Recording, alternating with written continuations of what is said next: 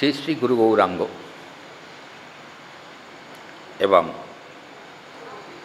শ্রী শ্রী রাধা মাধবজিউর অশেষ করুণায়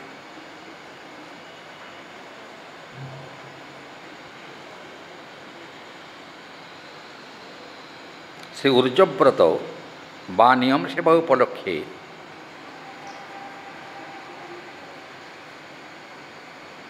প্রতিদিনের ন্যায় আজও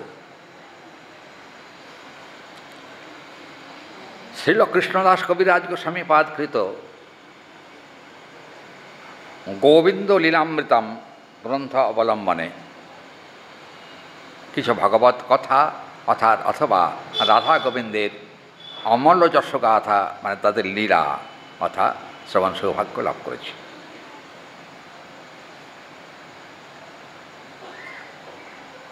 রাধারানী কালকে আমরা শুনছিলাম,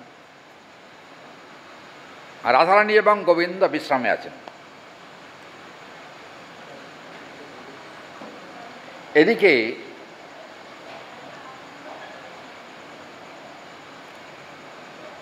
রাত্রিকাল সমাপ্ত,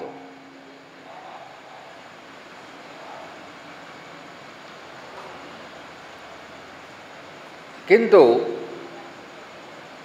রাধা গোবিন্দের নিদ্রাভঙ্গ হচ্ছে না। এটা তো একটা উষ্মার কথা। উষ্মা কি কাকে বলে? হ্যাঁ, ঠিক ক্রোধ বলা যাবে না। আমাদের স্মৃতিশাস্ত্রে একটা কথা আছে যে মেঘাম বরং যস্মাৎ বর্ষণ উপযোগী ভাবনায়া উষ্মা সমুৎপন্নারতিং নস্যাৎ প্রাথমিকং ভবেৎক্রমা। কথাটা খুব মনোযোগ দিয়ে শুনুন। উষ্মা মানে রাগের পূর্বাবস্থা, মানে ক্রোধের পূর্বাবস্থা। সীমিত ক্রোধ বলা যায়, আর রাগ সম্পূর্ণ প্রকাশ হয় নাই, কিন্তু প্রকাশ হব হব মনে হচ্ছে, একে বলা হয় উষ্মা।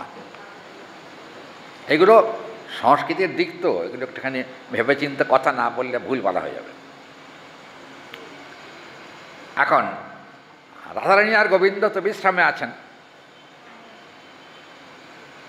বৃন্দাদেবী তিনি কিন্তু চিন্তিত। কেন? রাধা গোবিন্দ যে কুঞ্জে বিশ্রাম করছেন, সে কুঞ্জ কিন্তু নিভৃত, মানে গোপন। ভয় কাকে নিয়ে? হরি বল। ভয় কাকে নিয়ে বলেন তো? হ্যাঁ, আশেপাশের লোক না, দুজনকে ভয়। এক হলো যশোদাকে ভয়, গোপাল এত রাত্রি শেষ হয়ে গেলে এখনো এলো না কেন, এটা একটা ভয়। আর আরেকজনকে ভয় করে কে বলতো? রাধারানী। কাকে ভয় করে? আয়ান। আয়ানকে ভয় করেন। তার সঙ্গে আরো দুজন আছেন, জটিলে আর কুটিলে, বুঝছেন? এরা আছে কিন্তু এই আয়নের সঙ্গে। জটিলাকে যে কখনো সোজা পথে চলতে জানে না, সর্বদাই কিন্তু পেঁয়াজ লাগিয়ে রেখেছে জটিল। কুটিলাকে হরিবল, যার ভেতরটা সবসময় কুটকুট করে। কুটকুট করে কেন জানেন? কোন জায়গায় কৃষ্ণের দোষ, কোন জায়গায় রাধারানীর দোষ, এই দোষ দর্শনের ম্যানেজার, সোজা কথা, বুঝছেন? দোষ দর্শনের ম্যানেজার। এরা কিন্তু রাধা গোবিন্দের গুণ কখনো দেখে না, এর সর্বদাই দোষ দেখে। কিন্তু এদের আর কতটা সহ্য সামর্থ্য আছে? তার থেকে কোটি কোটি গুণ বেশি সহ্য সামর্থ্য হলো গোবিন্দের লীলার সহায়কারিণী বৃন্দাদেবী। তিনি দেখলেন প্রাতঃকাল প্রায় সমাগত, এখানে উষকালম বলা আছে। উষাকাল, উষাকালটা কি? রাত্রি শেষ হতে চলেছে, এখনো অরুণোদয় হয়নি। সেই যে অরুণোদয়ের পূর্বাবস্থার অবস্থান হলো উষাকাল। এখানে বলা হলো, একটু ধৈর্য ধরতে হবে, কারণ আগে বলেছি সংস্কৃত বেশি শুনতে হবে, কারণ এই প্রসঙ্গটা বলতে গেলে সংস্কৃত না বললে বেশ মজা হবে না। আমারও বলতে মজা লাগে না, আপনাদের কতটা মজা লাগে জানি না, কিন্তু বলতে তো হবেই, প্রসঙ্গটা সংস্কৃতের মধ্যেই আছে। কথা হলো যে এবার কি হলো, রাধা গোবিন্দ বিশ্রামে আছেন। বিশ্রামে আছেন তো, কিন্তু দ্রাক্ষাসু হর্ষম করকেশু কীরা যুগুঃপিকতশ্চ পীকা রসালে পীলৌ কপৌত প্রিয়া ময়ূরা লতাসু ভৃঙ্গা ভুবি তাম্রচূড়া। এখানে বলছেন যে দ্রাক্ষালতা, দ্রাক্ষা গাছ কি? হ্যাঁ, কি?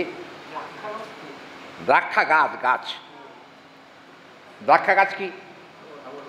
হ্যাঁ, আঙুর, আঙুর। হ্যাঁ, আঙুরকে সংস্কৃতে দ্রাক্ষা বলা হয়। দ্রাক্ষা, এখন এই যে দ্রাক্ষা গাছটা এখানে করেছেন কি, দ্রাক্ষা গাছে কিন্তু সারি সুখ বসে আছে। বৃন্দাদেবী তাদেরকে আগেই কালকে সব শোনা হয়েছে, বৃন্দাদেবী তাদেরকে আদেশ দিয়ে দিয়েছিলেন যে তোরা গিয়ে ডাকাডাকি আরম্ভ কর।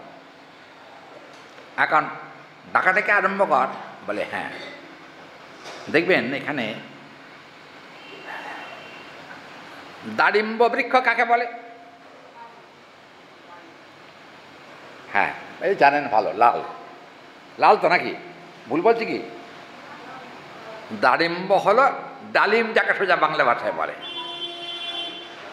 লাল। হ্যাঁ, পাতা লাল না, পাখাগুলো লাল হয়। এই যে দাড়িম্ব বৃক্ষে দেখবেন এতদিন যাবৎ আমরা শুনে এসেছি সুখ সারির দ্বন্দ্ব, আপনারা শুনেছেন তো? সুখ বলে আমার সারি মদন মোহন ইত্যাদি আছে না, কিন্তু আজকে উল্টো হয়েছে। কি উল্টো? এই যে দ্রাক্ষা ডালে সারি বসে আছেন, আর দাড়িম্ব বৃক্ষে বসে আছেন সুখ। আচ্ছা, ভিটামিন কার বেশি? আঙুরের বেশি না ডালিমের বেশি? ডালিমে রক্ত হয়, কিন্তু এখানে রক্তারক্তির কোনো ব্যাপার নাই, কিন্তু বৃক্ষের তারতম্য আছে। আমি একজন হার্টের ডাক্তারের কাছে একসময় গিয়েছিলাম, এখন আর যাই না। ও আবার গোবিন্দরে মানে না ওই ডাক্তার, ওই জন্য রাগের চোটে যাই না ওরকম। কিন্তু কলকাতার মধ্যে নাম করা হার্টের ডাক্তার। তা আমার যিনি ডাক্তার তিনি বলেছেন যে আপনি ওকে একবার দেখে আন, ও আমার বন্ধু, ওকে একবার দেখে আন, পয়সা করে নেবে না। আমি বলছি পয়সা করে নেবে না, সব বলের কথা, কিন্তু শরীরটা তখন আমার পেসমেকার লাগায়নি। গেলাম ওনাকে দেখাতে, আমাকে দেখে আমার দিকে হাঁ করে তাকিয়েছে ডাক্তার। আমি বললাম ডাক্তারবাবু আপনি আমার দিকে হাঁ করে তাকিয়ে আছেন কেন? না আপনার বাড়ি কোথায়? আর আমরা বাড়ি ঘর কিছু নাই, আমরা আশ্রমে থাকি। কি খান? আমি গোবিন্দের প্রসাদ পাই, আর কিছু খাওয়া দাওয়া নাই। আপনি বোধহয় ডালিম বেশি খান, আমাকে বলছে আপনি বোধহয় ডালিম বেশি খান। ওই কেন? ডালিম তো খাই না। কেন ডালিম খান না? আপনাকে দেখে মনে হচ্ছে রোজ ডালিম খান। আমি বলি, দেখুন এই কথা ভুল চিন্তা, আপনি ডাক্তার বটে, আপনার উপরে আমি কথা বলতে পারি না, যেহেতু আপনাকে দেখাতে এসেছি আমি কিন্তু ডালিম খাই না। ও খান না? না। তাহলে আপনার রং এরম হলো কেন? মানে কেন উত্তরটা গোবিন্দ দেবেন, ও উত্তরটা আমি আপনাকে দেবো না। আমাকে নিয়ে অতিরিক্ত ডাক্তারদের সবাই যে মেয়েরা কতগুলো থাকে না, ডাক্তারের সহকারী, তো তারা আমাকে বলে, মহারাজ আপনার মতো হতে পারলে আমাদের কিন্তু লাভ হতো অনেক। আর দেখুন লাভ কাকে বলে জানেন? যখন লাভ, যে লাভ দরকার সে লাভ হলে জীবনে কখনো আর লোকসান হয় না। আপনাদের জীবনটা তো শুধু লাভ আর লোকসানে মেশানো, আর আমাদের জীবনটা শুধুই লাভ আর লাভ, লোকসান বলে কিছু নাই। কেন? যারা গোবিন্দ ভজে, যারা রাধারানীর চরণে শরণাগত হয়, যারা গৌরহরির পাদপদ্মে শরণাগত, তাদের জীবনে কখনো লোকসান হয় না। কেই ডাক্তারবাবু, লোকসান হয়? হ্যাঁ হ্যাঁ, ডাক্তার বলছে সবটাই লাভ। তার মানে খেতেও লাভ, শুতেও লাভ, কথাতেও লাভ, সব কিছুতে লাভ। কিন্তু এখানে বলছেন শুক আর সারি দুটো বৃক্ষে বসে আছেন, দুটো, একটা আঙুরের গাছ আর একটা হলো ডালিমের গাছ বসে আছেন। দুটোই কিন্তু ভিটামিন ফল, তাই তো? হ্যাঁ, কিন্তু আমার আঙুর খাওয়া নিষেধ। ডাক্তার বলছেন, মহারাজ আঙুর খাবেন না, ডালিম আর খাবেন না, ঠিক আছে, কিন্তু আমি কোনোদিনই আঙুর পছন্দ করি না, সোজা বাংলা কথা বলি। এক সময় আমার এক ডাক্তার বলেছিলেন যে আপনি ডালিমটা খাওয়ার চেষ্টা করবেন। মানে আমরা ভিখারি, অত ডালিম পাবো কোথায়? হ্যাঁ, ও হবে না, পারবো না সব করতে। উনি বলেন, আপনাকে দেখে তো মনে হয় না আপনি কোনো অভাবে আছেন। আমি, দেখুন অভাবে নাই, আমার চেষ্টায় আমি আর অভাব চলে গেছে তা কিন্তু নয়, গৌর গোবিন্দের কৃপাতেই আমি অভাব শূন্যতাই থাকি। দুবেলা দুটো অন্ন ভগবানের প্রসাদ, এটা পেলেই কিন্তু আমাদের সব ভিটামিন এই প্রসাদের মধ্যে আছে। যাই হোক, এই যে কী করলো জানেন? এই যে আপনার পিলু গাছ দেখেছেন? পিলু গাছ, পিলু বৃক্ষ দেখেছেন? পিলু বৃক্ষ দেখেছেন আপনারা কেউ? কি হরি বল? পিলু বৃক্ষ কে দেখেছেন? বৃন্দাবনে আছে, বৃন্দাবনে পিলু গাছ আছে। এখন এই পিলু গাছে বসে আছে কপোত আর কপোতী। কপোত কাকে বলে? পায়রা। তার মানে তারা স্বামী স্ত্রীতে বসে আছে, কপোত আর কপোতী। এরা বসে আছে। এরা কি করছে না, এখানে বলা হয়েছে যে কদম্ব বৃক্ষে ময়ূর বসে আছে, ময়ূর আর ময়ূরী। একটা জিনিস লক্ষ্য করবেন,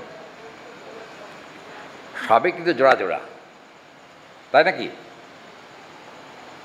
কপোত কপোতী, ময়ূর ময়ূরী, আর দ্রাক্ষাটা কে আছে? দ্রাক্ষা দারিম্বে, সারি আর সুখ, হ্যাঁ দুজন আছেন। এরা সব কিন্তু বসে আছেন। কিন্তু আরেকটা কথা এখানে বলা আছে, বিভিন্ন গাছে ময়ূর, কিন্তু বৃন্দাবনে প্রচুর ময়ূর আছে, আমরা এখনও গেলে সে ময়ূর দেখতে পাই।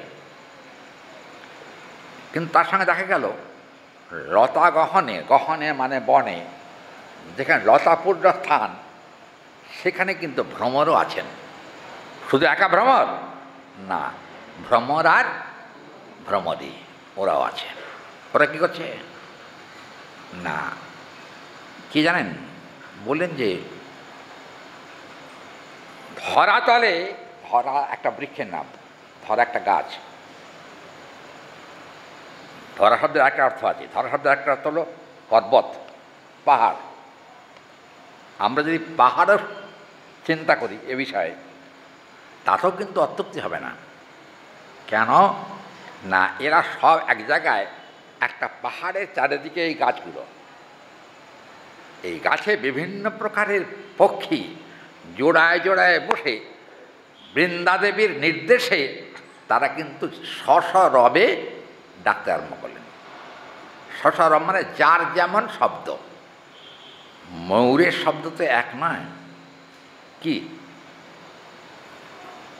ময়ূরের শব্দটা কিন্তু কী বলে ডাকে বলুন তো ময়ূর? হ্যাঁ, আরে আমি একবার পাঠে বলেছিলাম কেকা, বুঝছেন? সেখানে একজন ভদ্রলোক বসেছিলেন, তার নাম নাকি কেকা, বুঝছেন? আমাকে বলেন আমি না। বাবা তোমার নাম তো কেকা, তুমি কি কেকা বলে ডাকো?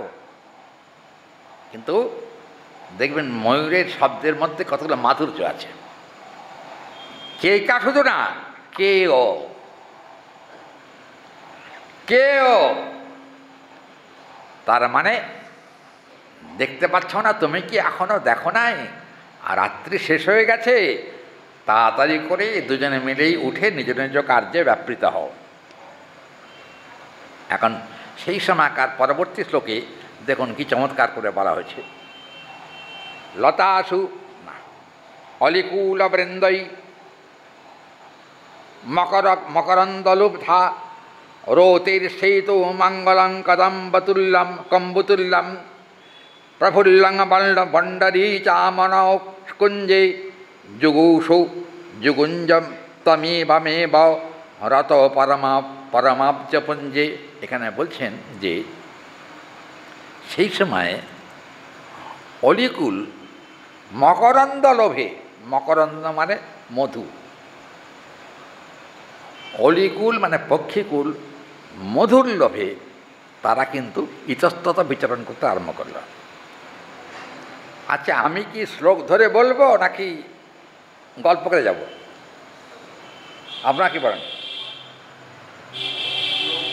হ্যাঁ, শ্লোক ধরে বলবো? আচ্ছা, শ্লোক ধরে বললে হয় কি, যারা সংস্কৃত বোঝে তাদের একটুখানি আনন্দ হয়, আর গল্প না করলে সাধারণ শ্রোতাদের আনন্দ হবে না। কি আপনারা কি বলেন? পিছনে যারা বসে আছেন, গল্প বলবো না আর গ্রন্থের শ্লোক ধরে বলবো? গল্প। পেছনে কিছু কথা কেন চুপ করে আছে? শ্লোক ধরে বলবো?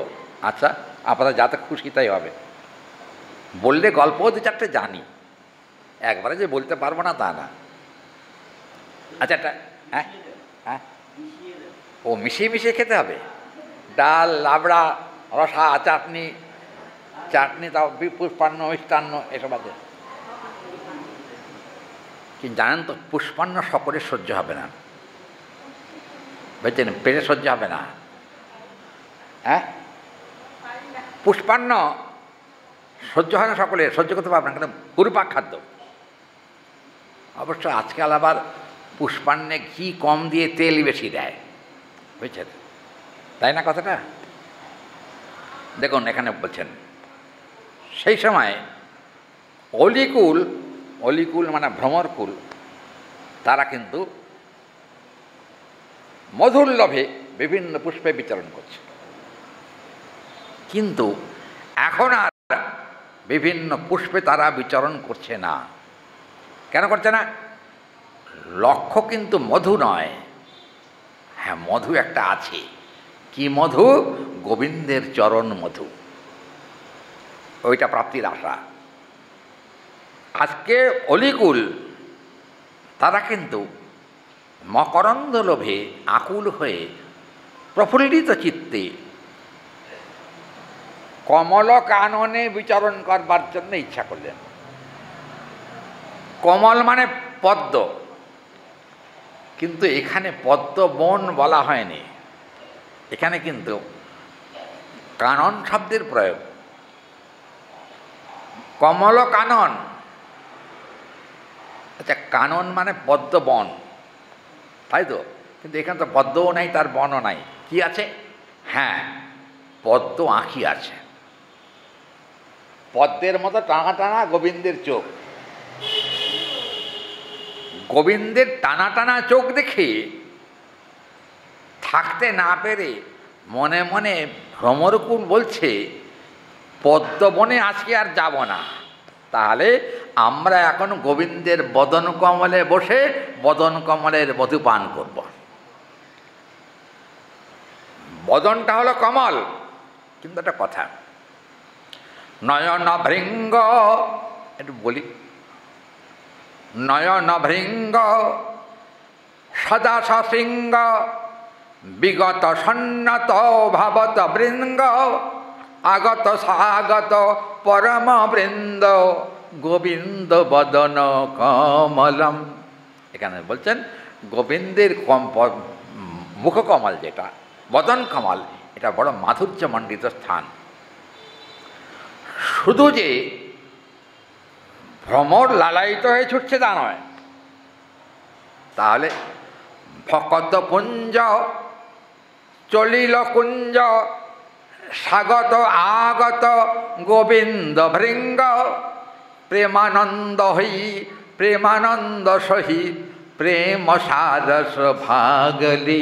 এখানে বলছেন এই যে পদ্মবনে তো মধুকর থাকে, ভ্রমর থাকে, মধু পান করে, কিন্তু আজকে মধুকর কিন্তু পদ্মবনে নাই। আজকে গোবিন্দের বদন মধু পান করবার জন্য তারা লালায়িত হয়েছেন। তাতে কি হলো? উষ ভাবস সংক্রান্তমে বা দীপম, এখানে শ্লোকে বলা হয়েছে কিরকম না, সেখানে রতি বোঝেন, রতি, রতির স্বামীর নাম কি? হ্যাঁ, কি কয় শুনতে পাচ্ছি না? কামদেব, তাই তো? সহজ ভাষায় যাকে মদন বলা হয়। রতি হল স্ত্রীলিঙ্গ, কামদেব হচ্ছেন পুংলিঙ্গ। কি বলবে এসব কথা, অনেক ভেতরের কথা। রত্যা সঘন সাগরম, এই ভক্তি সম্মত সিন্ধু গ্রন্থের কথা প্রসঙ্গে এসছে বলে ওই গ্রন্থের দৃষ্টান্ত দিচ্ছে। ভস্ত্রা সাগর সঙ্গমম তৎ নদ্যা পুলকতং সদা, দৃষ্টান্ত আছে। সাগর দেখলে কিন্তু নদীর আনন্দ হয়, হয় না? সে তখন কি করে? আঁকা বাঁকা পথে গিয়ে সে তখন সাগরের সঙ্গে নদী মিশতে থাকে। সাগর কিন্তু পুরুষ, নদী হলো নারী। স্ত্রীলিঙ্গটা নদী, নদী হলো নারী। কি হলো? নদীরূপী নারী সাগররূপী পুরুষের সঙ্গে মিশতে চাইছে। আজ এখানে কি করে কি বলা যাবে? বললেন যে দেখুন, আচ্ছা এখানে কিন্তু একটা শব্দ প্রয়োগ হয়েছে, শব্দটা হলো যে লতাগহন দেবাত্তরঙ্গ রতি বিনা মঙ্গলেন সংকদ্ধনিং সর্বত কারকম। সন্ধেবেলা আপনার শাঁখ বাজান না সন্ধে হলে? কিন্তু একটা কথা এখানে বলা হয়েছে যে রতি হলো শঙ্খতুল্য। শঙ্খধ্বনি মানে কিন্তু মঙ্গল ধ্বনি, তাই নাকি? আরেকটা কথা বলি, রতির আরেকটা শব্দ আছে। রতি একটা নারী ঠিকই, কিন্তু রতি শব্দের অর্থ হলো আসক্তি। আসক্তি যতক্ষণ কৃষ্ণচরণে সমাগত না হয় ততক্ষণ পর্যন্ত গোবিন্দচরণ দর্শন সুদূর পারা হতো। আসক্তি আসতে হবে। দেখবেন অথা আসক্তি, ভক্ত সমৃদ্ধ সিন্ধু গ্রন্থে, অথা আসক্তি তথা ভাব তথা প্রেমাভ্যুদঞ্চতি। অথাসক্তি মানে আসক্তি, আসক্তির পর হলো ভাব, ভাবের পরে হলো প্রেম। আচ্ছা, এই যে এখানে বলা হয়েছে শঙ্খধ্বনি যেমন মঙ্গলকারক, গোবিন্দচরণে আসক্তিটাও কিন্তু ভক্তের জীবনে মঙ্গলকারক। যদি গোবিন্দচরণে আসক্তির জন্ম না হয় তাহলে কিন্তু হরি বলাটাও বৃথা হয়ে যায়। তবে একটা কথা, মহাপ্রভু একটা কথা বলেছেন। মহাপ্রভু বলেছেন, তোমার যদি রতি না জন্মায়, যতক্ষণ না জন্মায় ভগবানের চরণে আসক্তি যতক্ষণ না জন্মায় ততক্ষণ পর্যন্ত তোমাকে অন্য পথ অবলম্বন করতে হবে না। আর কী করবে? কী করবে? মৃদঙ্গশ্চ সদা ধ্বনি সমাহিতাং সর্বপুরুষমেব চ আনন্দধ্বনিষ্যাৎ সর্বাণি হরে গুণানুকীর্তনম। এখানে বলছেন হরে গুণানুকীর্তনম। তোমার ভিতরে এখনও প্রেম সঞ্চারিত হয় নাই। যতক্ষণ পর্যন্ত প্রেম সঞ্চারিত না হয় ততক্ষণ মৃদঙ্গ করতালের সঙ্গে প্রেমানন্দে হরি বলে নাচতে থাকো, আর কিছু দরকার নেই। প্রেমানন্দে শুধু হরি বললে কি প্রেম হয়? হয় কি? শুধু হরি বললে প্রেম হয়? কৃষ্ণলীলা পর্যন্ত হরি বললেও প্রেম হতো না। গৌরলীলা এসে হরি একবার হরি বললেই প্রেম। কি হরি বল? আমরা কাকে চাই? গোবিন্দকে চান না গৌর হরিকে চান? সাগর ভারত বিভব সামত সমাহিত প্রেম মৃদঙ্গ ভারত প্রেমানন্দে যদি গাওত সবে হাস্ত তুলি সবে প্রেমানন্দে জাগে। কি বলেন এখানে জীব গোস্বামী পাদ তিনি কিন্তু চমৎকার করে বলেছেন যে শঙ্খধ্বনি যেমন মঙ্গলধ্বনি, হরিনামের ধ্বনিও কিন্তু মঙ্গলধ্বনি। সন্ধেবেলা আপনারা শাঁখ বাজান, কিন্তু অনেকে হরিবোল বলেন না। বলেন কি? এখানে শাঁখ বাজানোর সঙ্গে সঙ্গে হরি বলেন কি? কিরকম কথা কয় না? আপনারা হরি বলেন সন্ধেবেলা? শাঁখ বাজিয়ে চলে যান, কিন্তু হরি বলেন না। এখানে বলছেন দুটো মঙ্গল ধ্বনি আছে, একটা সাময়িক, একটা নিত্য। সাময়িক মঙ্গল ধ্বনি হলো শঙ্খধ্বনি, আর মঙ্গলময় ধ্বনি হলো হরিধ্বনি।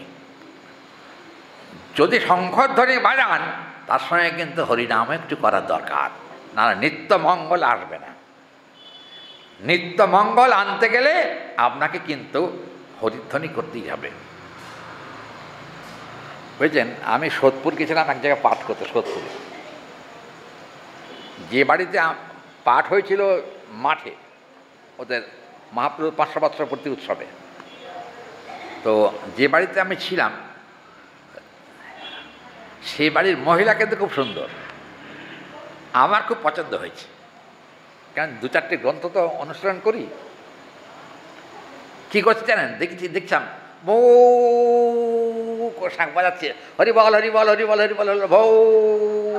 কী ব্যাপার? শঙ্খধ্বনি আর হরিধ্বনি কিন্তু একসঙ্গে হচ্ছে। তার মানে আবার শুধু হরি বলেও শান্তি নাই।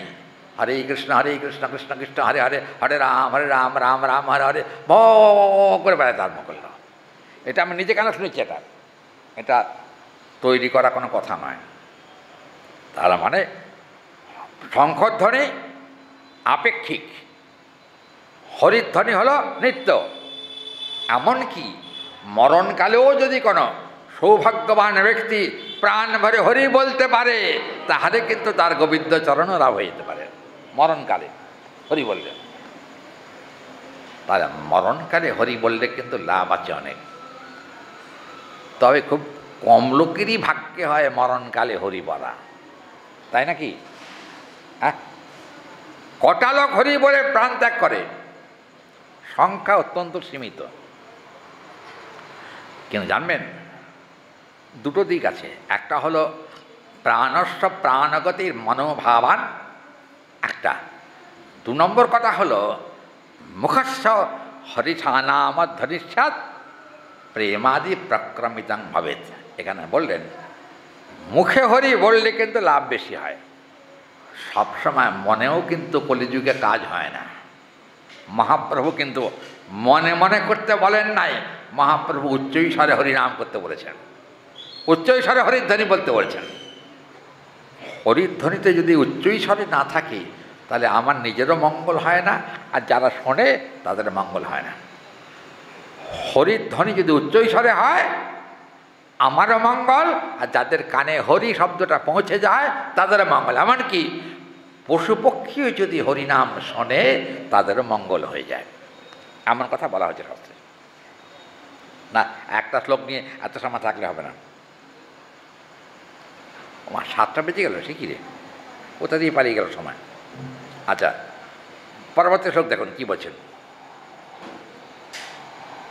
ঝঙ্কিত সঙ্গী কুরুতে রতি মঙ্গল সমরীব গোবিন্দম বোধয়িতুম মধুমত্তা মধু গীতাদি সমুদ ভটাহিরন্দা পীকশ্রেণী মনক্রমেব বিমানেব বাণেন পঞ্চমত্যানম আলোলাপ হি স্বরং হি কুহুরভীতি মুহুর্মুহুর। কোকিল কুহুকু করছে, তার মানে ডাক কিন্তু বন্ধ হয়নি, কোকিল ডেকেই চলেছে। একটা কথা, বৃন্দাদেবীর একটা আদেশ আছে, যতক্ষণ পর্যন্ত রাধারানীর আর গোবিন্দের নিদ্রাভঙ্গ না হয় ততক্ষণ পর্যন্ত যেন ডাক বন্ধ না হয়, চলতেই যেন থাকে। কেন? কালকে একটা কথা বলেছিলাম, মনে আছে কি আপনাদের? ঘুম আসা আর ঘুমের ভান করে চোখ বুজিয়ে পড়ে থাকা, দুটো কিন্তু এক নয়। এক কি? এখানে কিন্তু একটা শব্দ প্রয়োগ হয়েছে, বুঝেছেন?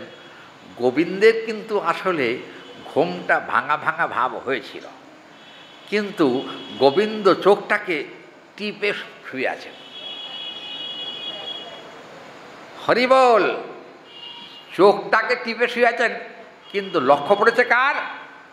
বৃন্দাদেবী। তখন দেখলেন না গোবিন্দের ঘুমটা কেন কপট নিদ্রা একটা আছে আলাদা। গোবিন্দের যে নিদ্রা ওটা কপট নিদ্রা, এতগুলো প্রাণী একসঙ্গে ডাকছে, তা ঘুমানো যায়? ঘুম ভেঙে গেছে, কিন্তু হলে কী হবে? কপট নিদ্রা গোবিন্দের হয়েছে। তো কিন্তু এখন মুশকিল হয়েছে, এটা বোঝা গেছে বৃন্দাদেবী কিন্তু বুঝতে পেরেছেন কপট নিদ্রা হচ্ছে, কিন্তু প্রাধুয়ত সবই মানা, এখানে কিন্তু শব্দ একটা প্রয়োগ হয়েছে। এই গ্রন্থের শব্দগুলো কিন্তু খুব কঠিন, এটাকে বোঝাও পড়াও একটুখানি কষ্টকর। আচ্ছা, আমি সহজ করে আপনাদের কাছে বলতে পারছি তো, আপনারা কি বলেন? আমাকে কালকে পাঠের পরে 3-4 জনই বলেছে যে প্রসঙ্গটা বড্ড কঠিন। কঠিন কি আপনারা বুঝতে পারছেন না কি কথাগুলো? চেষ্টা করছি সহজ করবার। এখন আমার তো সীমিত জ্ঞান, সীমিত জ্ঞানে আর কত বলবো তা বুঝতে পারি না। যাই হোক, একটা কথা একটু টিকা বলবো। টিকাকার কিন্তু এখানে বলেছেন যে এখানে মঙ্গলের জন্য, রতিপতির মঙ্গলের জন্য, রতিপতি মানে কৃষ্ণ, একদিকে রতির পতি হল মদন, আর একদিকে রতিপতি শব্দের অর্থ কৃষ্ণ। অস্ত্রটাকে দুভাগে ভাগ করা হয়েছে। রতিপতি মানে কৃষ্ণ, এ কথা হয় কি করে? কি হওয়ার কথা নয়, কিন্তু রতি মানে গোবিন্দচরণে আসক্তি। গোবিন্দচরণে আসক্তি হলে রতিপতির কৃপাটা কিন্তু অনায়াসই পাওয়া যায়। দেখবেন অথা আসক্তি তথা ভাব তথা প্রেম বোধঞ্চতি, একটু আগে বললাম না, রতি হলেই কিন্তু প্রেমের আভাস পাওয়া যায়। রতিতে গোবিন্দচরণে ভালোবাসা উৎপন্ন না হলে সেখানে কিন্তু প্রেমের সম্ভাবনা থাকে না। কিন্তু যদি রতিটা ঠিক থাকে, আসক্তি যদি ঠিক থাকে, তাহলে কি হয়? আসক্তি ঠিক থাকলে তাহলে কিন্তু প্রেমের একটা সম্ভাবনা থাকে, আসক্তি না থাকলে প্রেম হবে না। ওই জন্য এখানে কিন্তু পরের শ্লোকে এসে বলে দেওয়া হয়েছে যে বন্ধুতে রঙ্গিক কুরুতে রতি মারঙ্গ বল্লরী গোবিন্দম বোধত মধুমত্তা মধু পীতা উদ্ভট কারণম আনন্দম পিকশ্রেণী মনজ্ঞস্য বীনেব ব্যক্ত পঞ্চমম। আর আলোলাপ সরংতাং কুহুরেতে মুহুর্মুহুর। কুহুরেতে মুহুর্মুহুর, কোকিল কিন্তু কুহুরব ছাড়েননি, মুহুর্মুহুর ডাকছেন, একেবারে একসঙ্গে ডেকে চলেছেন। কিন্তু একটা কথা এখানে বলে দেওয়া হয়েছে যে ভ্রমরী যারা, তাদের কিন্তু মধুপানে ঔৎসুক্য বেশি। ভ্রমর আর ভ্রমরী দুজনের মধুপান করে ঠিক কথা, কিন্তু ভ্রমরের একটু মধু খাবার আকাঙ্ক্ষা বেশি হয়। বলবো কি বলবো না তাই চিন্তা করছি ভেতরের কথাটা। বলবো যদি অভয় দেন তাহলে বলি, প্রাকৃত বুদ্ধি করবেন না এসব ভগবানের কথাতে, বুঝছেন না।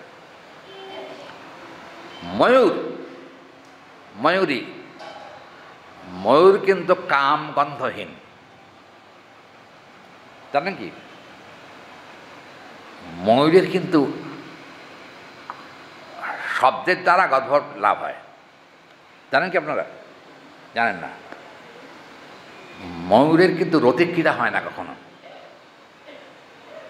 কথা বোঝা গেল কি? আপনারা জানেন কি ব্যাপারটা? হ্যাঁ, কে হ্যাঁ বলল? কে, তুমি জানো? ময়ূরের কিন্তু রতিক্রীড়া হয় না। পা দেখবেন আমাদের স্মৃতিশাস্ত্রে আছে, পাল বল্লভা ময়ূরমেতি ধ্বনিত্যাং পরম ভবান। ধ্বনিতেই কিন্তু তাদের ভিতরে ভাব এবং প্রীতির উদয় হয়। ধ্বনি ধ্বনি ময়ূরী আর ময়ূর দুজনেই ডাকে, দুজনে এক জায়গায় হয়, কিন্তু কামক্রীড়া হয় না। ওই জন্য জানবেন গোবিন্দ তো বিশ্ব ব্রহ্মাণ্ডে কত পাখি আছে, ময়ূরপুচ্ছ মাথায় কেন গোবিন্দের? হরি বল। ময়ূরপুচ্ছ মাথায় কেন? বলে নিষ্কাম ময়ূর, যার জন্য নিষ্কামতার প্রতীক হিসাবে ময়ূরপুচ্ছকে ভগবান মাথায় ধারণ করেছেন। নিষ্কামতার প্রতীক গোবিন্দের মাথা ময়ূর। দেখবেন কৃষ্ণ যতই সুন্দর হন, ময়ূরপুচ্ছ না দিলে কিন্তু সৌন্দর্য বৃদ্ধি হয় না। কৃষ্ণের বৈশিষ্ট্য এইটা। যার জন্য একটা কথা বলি, মনে পড়ে গেল হঠাৎ, এটা ব্রহ্মাণ্ড পুরাণে আছে কথাটা। ব্রহ্মাণ্ড পুরাণে একসময় গোবিন্দ ভোরবেলা বিশ্রাম থেকে উঠেছে নন্দালয়, মায়ের কোলে শুয়ে আছেন।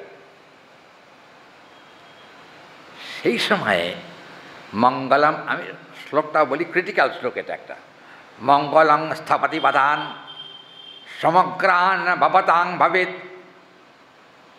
মঙ্গল ধ্বনি সমুৎপন্নে ময়ূরপুচ্ছান নভন্দভান। একটা কথা বলি, গোবিন্দ মানে যশোদা মা ছেলেকে সাজিয়ে গুজিয়ে গোষ্ঠে পাঠিয়ে দেন, কিন্তু একটা ঘটনা ঘটেছিল সেদিন, মায়ের গোপালের মাথায় ময়ূরপুচ্ছ দিতে ভুল হয়ে গেছিল। গোপালে আর মনে ছিল না ময়ূরপুচ্ছ লাগাতে হবে, কিন্তু সখাদের কাছে যখন গেছেন তখন সখারা বলছে এই কৃষ্ণ নয়, এই কখনো কৃষ্ণ হতে পারে না। কেন? কৃষ্ণকে মানবো, ময়ূরপুচ্ছ কোথায়? ময়ূরপুচ্ছ তো নাই। এটা কে? বলে আমার মনে হয়, মানে সখারা বলছেন কোনো মায়াবী বোধহয় কৃষ্ণের রূপ ধরে আমাদের কাছে এসছে, মায়াবী। এখন গোবিন্দ দেখছেন কি সখারা তার কাছে ঘেঁষছেন না, গোবিন্দ তাদের দিকে তাকিয়ে মানে হে শ্রীরাম, এই সুবল, কিরে তোরা আমার কাছ থেকে দূরে দূরে কেন, ব্যাপারটা কি? তখন বললেন যে কেন তুই জানিস না? না জানি না। কি হয়েছে কি? তোর কপালে হাত দিয়ে দেখতো। বলে কি কপালে আছে? আমার কপাল আমি জানি। আর বলে এই কপালের কথা বলছি না, মাথার ওপরে একটা কি জিনিস নাই মনে হচ্ছে। তখন এটা হতে পারে না। কেন? আমি কখনো এক মুহূর্ত ময়ূরপুচ্ছ ছাড়া থাকি না। আমার যদি কখনো কোনো কোনো ভুল হয় তাহলে মাও কিন্তু আমাকে স্মরণ করিয়ে দেন। কি হয়েছে আজকে? মায়েরও ভুল, গোবিন্দেরও ভুল, দুজনের ভুল হয়েছে। আচ্ছা আপনারা বলুন, গোবিন্দের কখনো ভুল হয় কি? ভুল আমাদের হয়, ভগবানের কখনো ভুল হয় না। তাহলে এখন ভুল হলো কেন? লীলা পুষ্টিকল্পে, লীলা পুষ্টিকল্পে ভুলটা হয়েছে। এখন ভুল হয়েছে তো এখন সে গোবিন্দ মাথায় হাত দিকে সত্যি তো কি একটা নাই, চূড়া আছে, মোহন চূড়া বাঁধা আছে, তার উপরে ময়ূর পুচ্ছ নাই। শোভনের দিকে তাকিয়ে বলেন, আজকের দিনটা ময়ূর পুচ্ছ ছাড়াই আমরা খেলবো, চিন্তা করিস না তোরা, কালকে আবার গোষ্ঠী আসার সময় ময়ূর পুচ্ছে পরেই আসবে, আমি কথা দিলাম। সখারা বললেন, এক কাজ কর, বলে কি, আজকের খেলাটা বন্ধ থাক। কেন? ময়ূর পুচ্ছহীন কৃষ্ণের সঙ্গে আমরা কখনো খেলা করি না। যে কৃষ্ণের দেখবেন সব দেবতারই কিন্তু প্রিয় কিছু পুচ্ছ থাকে, সব দেবতার। কি কি করে কথা কয় না কেন? সব দেবতা থাকে না, মাথায় চূড়া থাকে না? কি মাথা চূড়া থাকে? তো মাথার চূড়া আছে। এক সময়কার কথা মনে, আরেকটা গল্প মনে পড়ে গেল হঠাৎ। রামপ্রসাদের নাম আপনারা সবাই জানেন। রামপ্রসাদ কিন্তু ত্রিবিক্রম মণ্ডলম, রামপ্রসাদের নিজের লেখা শ্লোক, ত্রিবিক্রম মণ্ডলং ভাবম নতৎপুচ্ছৈক স এব কালিকা। তার মানে মা কালী আছেন, কিন্তু তার পুচ্ছ ছিল না। পুচ্ছ মানে বুঝেছেন? চূড়াতে কোনো, ওটাকে কী বলে, এটা ময়ূর পুচ্ছ বলা হয়, কিন্তু কৃষ্ণ ময়ূর পুচ্ছ পারেন, মা তো আর ময়ূর পুচ্ছ পারেন না। পারেন? মার কোনোদিন দেখেছেন ময়ূর পুচ্ছ? কোনোদিন না। তিনি কিন্তু ত্রিরং বিশিষ্ট পুচ্ছ ধারণ করেন, তিনটে রং। মা কালীর তিনটে রঙের পুচ্ছ আছে, একটা হলো সাদা, একটা হলো লাল, তমসা বর্ণাত্মং লভনীয়ত্বং লালং। এখানে বলছেন মা কালীর ভেতরে কিন্তু তামসিকতাও আছে, আছে না? শাস্ত্র কিন্তু কথা, আমি কিন্তু পুরাণের কথা বলছি। এখন তিনটে রঙের পুচ্ছ মা কালীর থাকে। এখন হয়েছে কি, এক সময় মা কালীর মস্তকে পুচ্ছ ছিল না। রামপ্রসাদ মায়ের দিকে তাকিয়ে বললেন, মা তোর কপালে পুচ্ছ নাই কেন? পুচ্ছ কোথায় ফেলে এসেছিস? মা তখন তাকিয়ে বলেন, রামপ্রসাদ এক কাজ কর, পুচ্ছটা আমি ফেলে এসেছি এ কথা সত্য, ভুলে চলে এসেছি, কিন্তু আমি জানি তোর কাছে পুচ্ছ আছে। কি পুচ্ছ? দেখুন, মায়ের সঙ্গে রামপ্রসাদ ভক্তের সঙ্গে কথা হচ্ছে, তো মায়ের সঙ্গে কি কথা হচ্ছে? মা তখন বললেন, তুই এক কাজ কর, তিনটে পুচ্ছ আমার জন্য নিয়ে আয়, যেখান থেকে পারিস।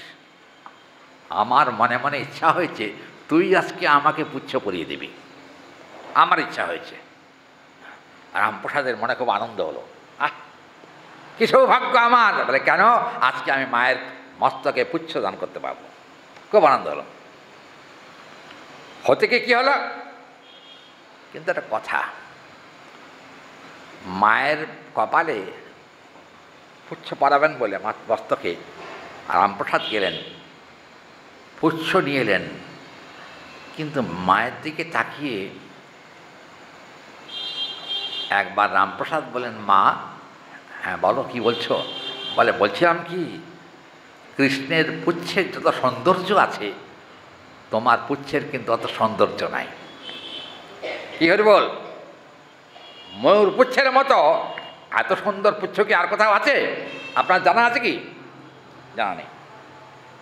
এখন ময়ূর পুচ্ছ তো নাই, তিনটে রং দিয়েছেন। মা কালী বললেন যে আমি কালকে দেখব যদি আমার ছেলেটা আমার দিকে তাকায়। মানে রামপ্রসাদ তিন রঙের পুচ্ছ দিয়েছে, তাতে উনি খুশি না। কৃষ্ণের মতো পুচ্ছ পড়লে ভালো হয়। তখন রামপ্রসাদ কী করলে জানেন? রামপ্রসাদ ওই পরের দিন একটা ময়ূর পুচ্ছ নিয়ে মায়ের মাথায় পরে দিয়েছেন।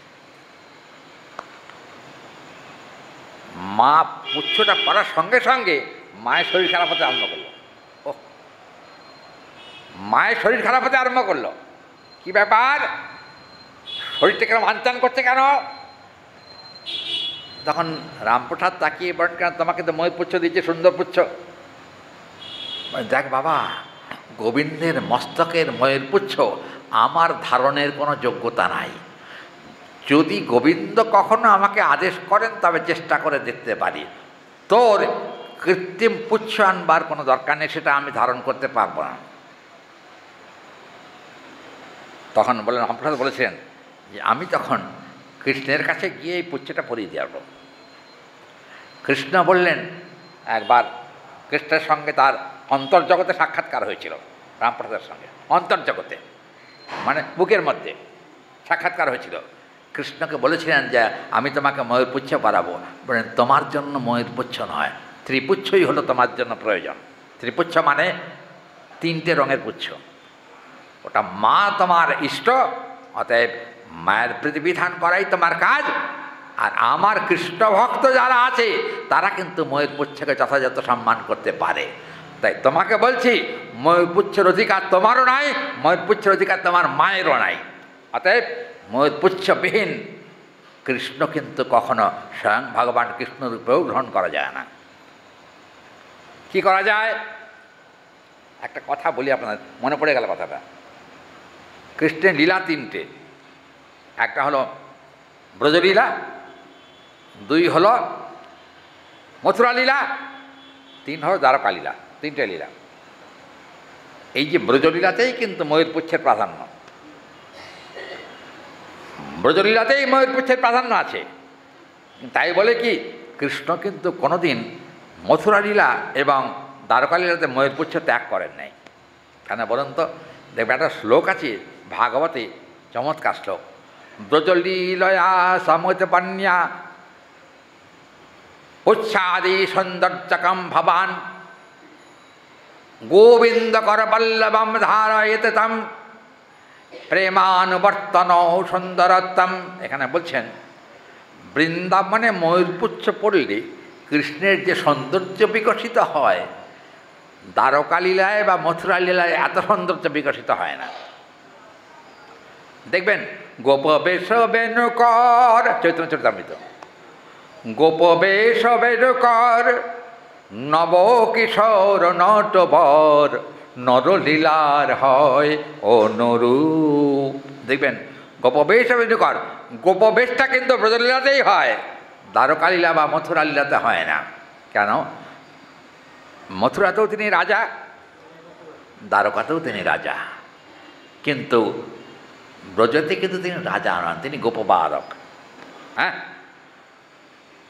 কথাগুলো মনে রাখবেন, শুধু শুনলে হবে না।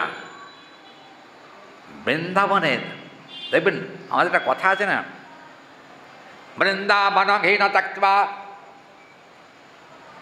ন পরিত্যাজাতি ভাবনমভম সর্বেষামেব ত্যক্ত্বা মথুরা দ্বারকামপি।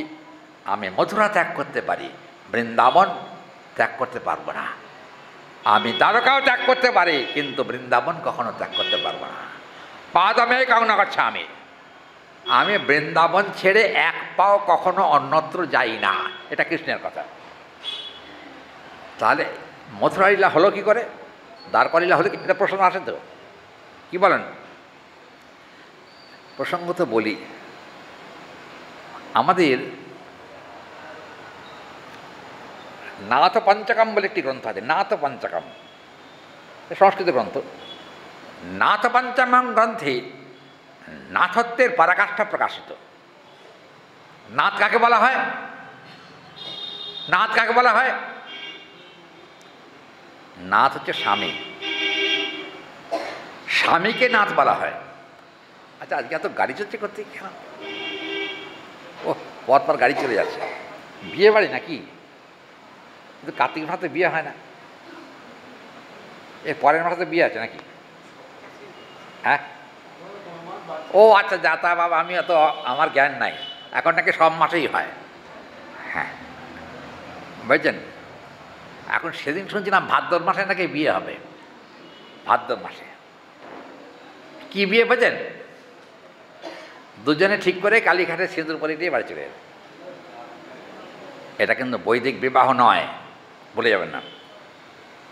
যাই হোক, আমি যে প্রসঙ্গে যাচ্ছিলাম, কথাটা হচ্ছে যে কৃষ্ণ পাদমে কামনা করছে আমি এক পাও বৃন্দাবন ত্যাগ করে আমি কোথাও যাই না। তাহলে মথুরায় গেলেন কি করে? দ্বারকায় গেলেন কি করে? দেখবেন ভাবনান্তর ভাবস্যাম মথুরা দ্বারকামপি। বৃন্দাবন লীলা ছিলেন কতদিন তিনি? কার মনে আছে? 10 বছর 8 মাস। বৃন্দাবন লীলা কৃষ্ণের 10 বছর 8 মাস। কিন্তু কি মজার কথা দেখুন, বলতে আমার কোনো লজ্জা নাই, 100 কোটি ব্রজগোপীর সঙ্গে বৃন্দাবন লীলাতে 8 বছরের রাস হয়েছিল। 8 বছর 3 মাসে রাস হয়েছে। তো এই 8 বছর 3 মাসে যে রাস হলো, সেখানে কিন্তু 100 কোটি গোপিকার সঙ্গে বিহার করেছিলেন ভগবান কৃষ্ণ। কী করে হলো আপনারা বলুন, বাবারা মায়েরা, হয় কখনো? হ্যাঁ, চিন্তা করুন, তখন কিন্তু কামনার বীজও প্রকাশিত হয় না। 8 বছরের ছেলে, 8 বছরের ছেলের যদি সেখানে কামনা বাসনা আপনি কী করে? অথচ 100 কোটি গোপীর সঙ্গে সেখানে বিহার করেছেন। কার পক্ষে সম্ভব? নত ঈশো সম্ভোগ আদি ক্রিয়াম। এখানে বলছেন ঈশ্বর যিনি, ভগবানের প্রকৃতই এমন সামর্থ্য আছে যে সামর্থ্য প্রভাবে ইচ্ছা মাত্রই সেই সামর্থ্য প্রকটিত হয়। জীবের তা কখনো হয় না। এই যে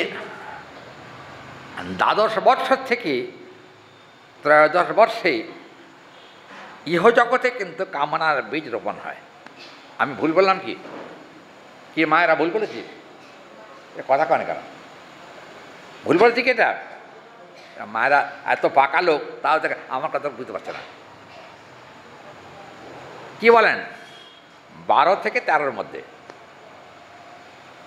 কিন্তু মজার কথা, আমি জানি এটা ভালো করে, এক বাড়িতে একটা অঘটন ঘটেছিল। অঘটন কি জানেন? 9 বৎসরে একটি ছেলে বিবাহ করেছিল। 9 বৎসরে সে একটা 7 বছরের মেয়েকে বিবাহ করে কোচবিহারে। আমাদের এক ভক্তের ছেলে এই কাণ্ড করেছে। আমাকে ফোন করেছে, ওই বাড়িতে যিনি কর্তা, বাবা কি করে বিয়ে দেব? মানে মর্গে যাও, সব আমাকে জিজ্ঞেস করিস না। হ্যাঁ, আর পুলিশ তো পরের কথা, তাদের কিন্তু ধরাধরি হয়ে গেছে। নাহলে বিবাহ হয় কী করে 9 বছরে? কিন্তু একটা কথা, তারা আপনারা বলবেন এ তো ভগবান বটে। হ্যাঁ, 9 বছরে বিবাহ করছে মানে ভগবান কি? না, কখনো না। ঈশ্বরের সামর্থ্য একটা জীবের কামনার সামর্থ্য, দুটো কিন্তু এক নয়। এখানে বিচিষ্টিতম নেত্রাদিকম সম্ভবান সংজ্ঞাদি সমুচ্চায়িত, এখানে কিন্তু বলা হয়েছে। ও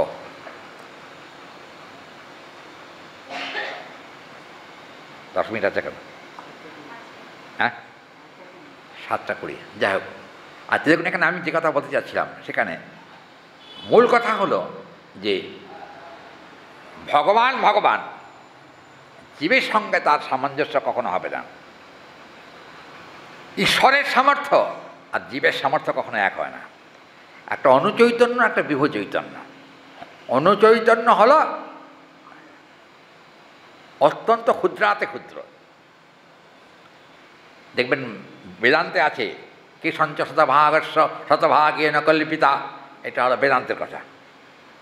একটা মাথার চুলকে 100 ভাগ করুন, পরে আবার পুনশ্চ শতভাগস্য, আবার সেটাকে আরও 100 ভাগ করুন, করলে যতটুকু থাকে ততটুকু করে আত্মা ভগবানের অংশ আমাদের ভিতরে আছে। আর কৃষ্ণ কিন্তু আত্মস্বরূপ। আমাদের বডি অ্যান্ড সোল আর ডিফারেন্ট। আত্মা এবং দেহটা কিন্তু আলাদা। গোবিন্দের কিন্তু তা নয়। গোবিন্দের দেহই আত্মা, আত্মাই দেহ। হ্যাঁ, অতএব গোবিন্দের সঙ্গে জীবের কখনো সামঞ্জস্য বিধান সম্ভব নয়। ভগবানই, তার সামর্থ্যই। অতএব তার অসামর্থ্যতা বলে কিছু নাই। একটা কথা বলি, আমার জানাশোনার মধ্যে এক বৃদ্ধকে জানি, বলছেন তেজপুর, আসাম তেজপুর একটা জায়গা আছে, তেজপুরে গেছিলাম পাঠ করতে।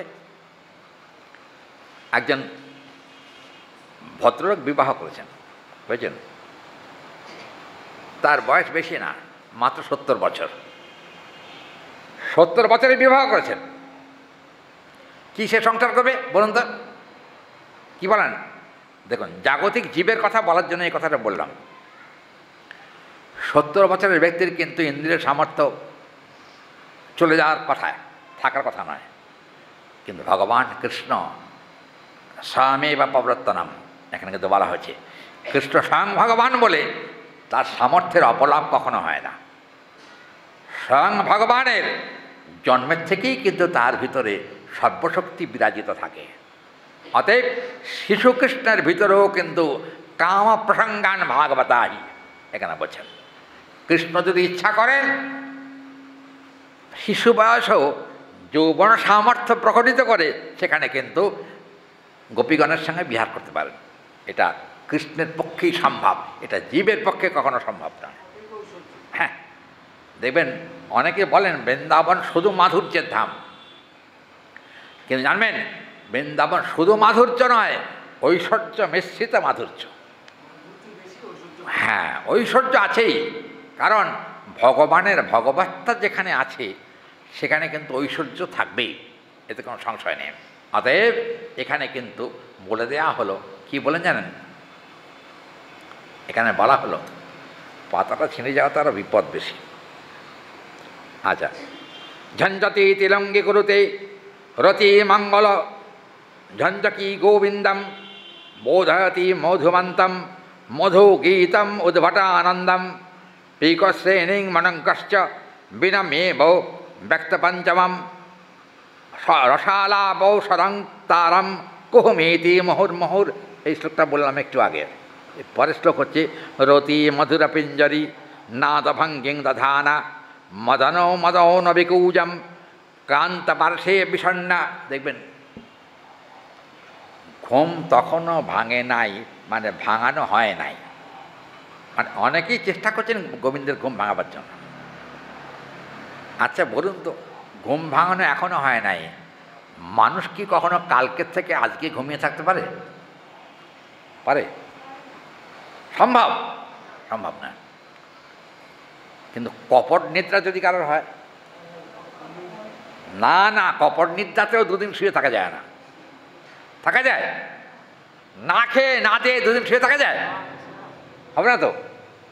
কিন্তু ভগবানের লীলার বৈশিষ্ট্য দেখুন, ভগবানের নিদ্রাভঙ্গ হয় নাই। এখানে দুদিনের কথা বলা হচ্ছে না, এখানে কিন্তু গোবিন্দের কপট নিদ্রার বৈভবের কথা বলা হচ্ছে। বৈভবটা কি? ভগবান কৃষ্ণ ঘুম ভেঙে গেছে, কিন্তু মাধুর্য প্রকটের জন্য কি হয়েছে দেখুন। স্বাভাবিক নিদ্রাটা কিন্তু সৌন্দর্য আছে, আপনারা বুঝবেন কিনা জানি না। একটা সুন্দর পুরুষ যদি শুয়ে থাকে, সে কিন্তু চোখ বুঝলেও তাকে সুন্দর লাগে, লাগে না? কি মায়েরা, কথাটা ঠিক নাকি? চোখ বুঝে থাকলেও সুন্দর লাগে। কিন্তু একটা অসুন্দর লোক যদি তাকেও থাকে, তবু কিন্তু তাকে সুন্দর মনে হয় না। কথাটা ঠিক নাকি? এখানে দেখুন বলা হচ্ছে যে কৃষ্ণ তিনি কিন্তু ঘুমের ভান করছেন বটে, আসলে ঘুম নয়। কারণটা কি? রসাস্বাদন লোলুপ। যেহেতু রাধারানীর সঙ্গে আছেন, সেহেতু রসাস্বাদন মানসিকতা রয়েছে। সেই হেতু যতই পক্ষীকুল বানরকুল বা এখানে বেদধ্বনির মতো শব্দ প্রকটিত হোক না কেন, তবুও কিন্তু গোবিন্দের ঘুম ভাঙছে না।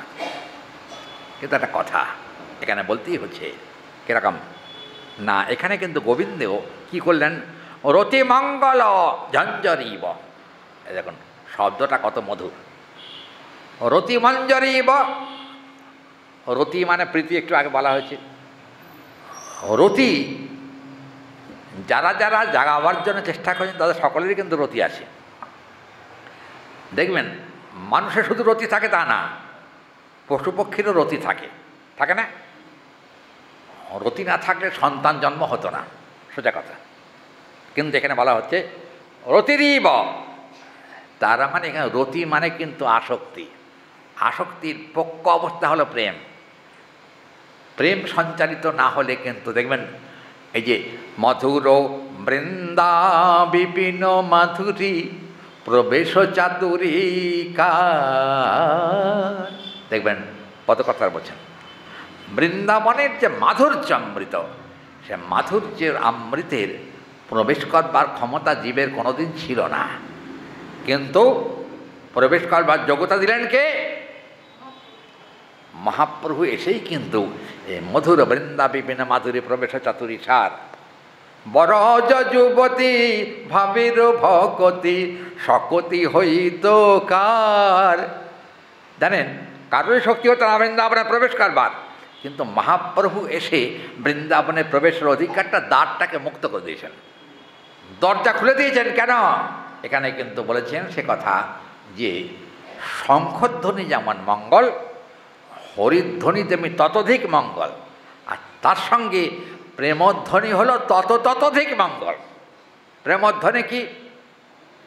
এখানে কিন্তু শাস্ত্রে বলা হলো সে কথা। দেখুন এখানে টিকাকার বড় চমৎকার করে বলেছেন, যেরকম কপিলেন্দ্র গম্ভীরে নবতাণ্ডুলম এব শান্তকম নির্ভরযোগ্যম কলিহন্দিমেব সর্বকলিত্যং ভবেৎ সর্বাসামেব কিদৃতৌ বাধনীত মধুর বিগড়িতং ধ্বনি নাদ ভঙ্গিং দধানম।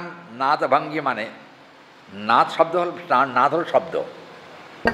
দেখবেন শব্দ ব্রহ্ম, এ দেখুন খুলে গেছে, কি মুশকিল হলো। নাদ ব্রহ্ম, কলিযুগে নাদ ব্রহ্ম কি? হরিনাম সংকীর্তন, নাদ ব্রহ্ম। কিন্তু স্বরও কিন্তু নাদ ব্রহ্ম, স্বর বিভিন্ন রকম।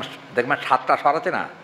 কি 7টা স্বর? কি 7টা স্বর? কি সা রে গা মা পা ধা নি সা, 7টা স্বর। এও কিন্তু নাদ, এরাও কিন্তু ব্রহ্ম। 7টা স্বর, সপ্তস্বর ব্যতীত কখনো কিন্তু সঙ্গীত প্রকাশিত হতে পারে না। এখানে কিন্তু নাদ ব্রহ্মের কথা বলা হলো। কিন্তু সপ্তস্বর থাকলেও নাদ ব্রহ্ম, তার যদি স্বরজ্ঞান নাও থাকে, সে যদি কেবলমাত্র মৃদঙ্গ করতাল সহ প্রেমানন্দে হরিনাম করতে থাকে, হরিধ্বনি করতে থাকে, তাহলেও কিন্তু নাদ ব্রহ্মেরই শরণ গ্রহণ করা হলো, নাদ ব্রহ্মের শরণ গ্রহণ করা হলো। এখানে কিন্তু আমাকে পাঠ শেষ করতে বলছেন তাড়াতাড়ি, আমাদের কষ্ট হচ্ছে বোধ হয় শুনতে। যে শ্লোকটা ধরেছে বাংলাটা বলে ছেড়ে দেবো, বুঝলেন? বাংলাটা কি এখানে বলা হলো? এখানে কিন্তু বল্লরীকৃত গোবিন্দম, এখানে এ পর্যন্ত যত ভগবান এসছেন, গোবিন্দের মতো মাধুর্যপূর্ণ ভগবত্তা কারোরই ছিল না। না, অত লীলা নেই। কি বলেন? গোবিন্দ যত লীলা করেছেন, অন্যান্য যা মৎস্য, কর্ম, বরাহ, রাম, নৃসিংহ, পরশুরাম, এরা কি কোনো লীলা করেছেন? আবির্ভাব পর্যন্ত ইতি। কিন্তু গোবিন্দ কতদিন লীলা করেছেন? কতদিন? 125 বৎসর লীলা করেছেন। তার মধ্যে মাধুর্য রসে লীলা হয়েছে কতদিন? একটু আগে হয়েছে 10 বছর 8 মাস। 10 বছর 8 মাস বয়সে তিনি মথুরা যাত্রা করেন। মথুরা যাত্রাতে কিন্তু কুবজয়া কিমন আমরূপমধিকম, ভাগবতের শ্লোক। কুবজার সঙ্গে গোবিন্দ কিন্তু বিহার করেছেন, সংসার করেছেন, বলা হয়েছে। জানবেন দ্বারকার বিস্তৃতি কিন্তু মথুরার থেকে অনেক বেশি। আজকে বলবো না, 7:30 বাজে, তো এখন আরতির সময় হয়ে গেছে। এই পূজা দিয়ে এসছে রে, হরি বল। একটা সংবাদ পাওয়া গেল, মনে ছিল হরিকথার খেয়ালে মনে নেই। আজ রাত্রি 1টার পরে গ্রহণ, সূর্যগ্রহণ। নাকি একজন ফোন করেছে আমাকে, রাত্রি 1টায় নাকি সূর্যগ্রহণ হবে। আমি তোমার মুন্ডু হবে, রাত্রি 1টা সূর্যগ্রহণ হয়। হ্যাঁ,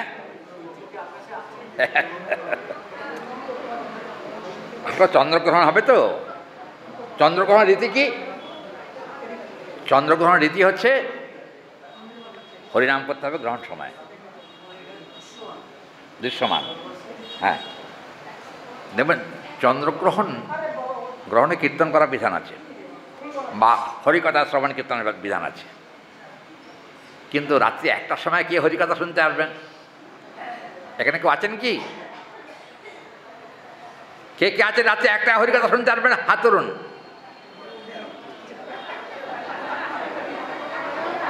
ও মা, কেউ থেকে হাত তোলেনি। আপনারা দেখুন, রাত্রি 1টায় হাত তোলার কথা বলতে একটা হাতও উঠল না, তার মানে ভাবছেন গ্রহণ হতে থাক, আমাদের ঘুমও চলতে থাক। হয়েছেন না? এ হলো অবস্থা। একটা কথা বলি, গ্রহণকালে হরিনাম করা উচিত। কে কতটুকু হরিনাম করবেন তা আমি জানি না। মনে হয় কারোর ভাগ্যেই হরিনাম হবে কিনা, তখন কিন্তু মধ্যরাত্রি 1টা পর্যন্ত জেগে থাকেন কি আপনারা? মনে তো হয় না, বেশিরভাগ লোকই ঘুমিয়ে থাকেন। হরিনামের রুচি তো একেবারেই হবে না রাত্রি 1টার সময়। অতএব এ কথা বলতে বাধ্য হচ্ছি যে আপনারা গ্রহণের সময় অন্তত 1টা ঘন্টা বিশ্রাম করবেন না। 1 ঘন্টা নিদ্রা ত্যাগ করুন, 1 ঘন্টা গ্রহণ শুরু থেকে ত্যাগ করুন। মোক্ষ পর্যন্ত হয়তো হবে না, তবু 1 ঘন্টা হরিনাম করলেও তাতে কাজ হবে। তাই আমরা আগামীকাল আরেকটা কথা বলি, এখন তো নিয়মসভা চলছে, প্রত্যেক বছরই আমাকে বলতে বলা হয়, তাই বলছি আপনাদের। এই নিয়মসভাতে 1 মাস ব্যাপী গোবিন্দের মাখন মিষ্টিগুলো ভোগ হয় প্রত্যেক দিন, মঙ্গল আরতির ভোগ। অনেক ভক্তরা আছেন যারা মাখন মিষ্টি দিয়ে থাকেন এই 1 মাসে। যারা দেন তাদের কাছে প্রার্থনা, যারা দেননি যদি দেবার ইচ্ছা হয় তারাও কিন্তু মাখন মিষ্টি দিতে পারেন। মাখন মিষ্টি দেওয়া শুরু হয়েছে এবং গোবিন্দের ভোগও চলছে। আপনারা যত তাড়াতাড়ি হয়, যারা দিতে ইচ্ছা করেন তারা যত তাড়াতাড়ি হয় মাখন মিষ্টিটা পৌঁছে দিলে ভগবানের সেবায় লাগবে, এটা বলা থাকলো। আজকে আর আমরা আগাচ্ছি না। আজকে ভগবান কিন্তু সম্যকরূপে এখনও জাগেননি। হ্যাঁ, ওই ডাক্তার বলছে কপট ঘুমে আচ্ছন্ন আছেন, কিন্তু জানবেন আরেকটা জিনিস ছিল, হচ্ছে, সেটা কালকে বলবো। খুব রসের কথা এখানে। হ্যাঁ, আজকে ঠিক আছে, আজকে আর দেরি করবো না। আজকে সংক্ষেপে আজকে হরিকথা। এখানে কিন্তু আজকে 3টে শ্লোক মাত্র বলা হয়েছে। আগামীকাল পরবর্তী শ্লোক আমরা আস্বাদন করব। ভেবেছিলাম আজকে লক্ষ্মী পুজো, তো আজকে লোকজন আসবে না, কিন্তু দেখতে পাচ্ছি ভক্তরা সব দয়া করে এসছেন। হ্যাঁ, এটা একটা আনন্দের বিষয়। শ্রোতা পেলে সব বক্তারই আনন্দ হয়, আর মনে হয় লক্ষ্মী পুজো করার জন্য এখন উঠতে আরম্ভ করেছে। হ্যাঁ, যাই হোক, লক্ষ্মী পুজো তো বাঙালি একটা কৃতকর্মের মধ্যে পড়ে। লক্ষ্মীকে আটকে রাখতে না পারলে কিন্তু এটা আসবে না। এটা বুঝেছেন? এটা না, ডাক্তার ঠিক কথাই বলেছে। একটা কথা বলি, আমরা কিন্তু লক্ষ্মী পুজো করি না, কিন্তু মহালক্ষ্মীর পুজো করি। মহালক্ষ্মীকে রাধারানী, রাধারানীর ভিতরেই কিন্তু লক্ষ্মী বিদ্যমান আছেন। অর্থাৎ রাধারানীর সেবা করলেই লক্ষ্মী পূজা আপনার থেকেই হয়ে যায়। ওই জন্য আমরা আলাদা করে লক্ষ্মী পুজো করি না, রাধারানীর সেবা করি, তাতেই লক্ষ্মী পুজোর কাজ হয়ে যায় আমাদের। ওই জন্য যারা এখনও পর্যন্ত রাধারানীর প্রতি নিষ্ঠাবান নন তারা লক্ষ্মী পুজো করছেন, আমরা সেখানে নাও করি না, এই আর কি। যাই হোক, আগামীকাল পরের শ্লোকটা আমরা আস্বাদন করব, এটা ইচ্ছা রাখছি। আজকে এখানে ভাগবতী কথা, এখানে বিশ্রাম।